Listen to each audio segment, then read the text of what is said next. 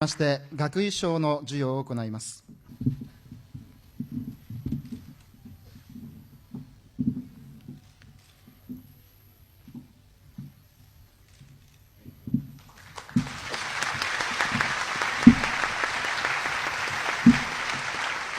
আসসালামু আলাইকুম।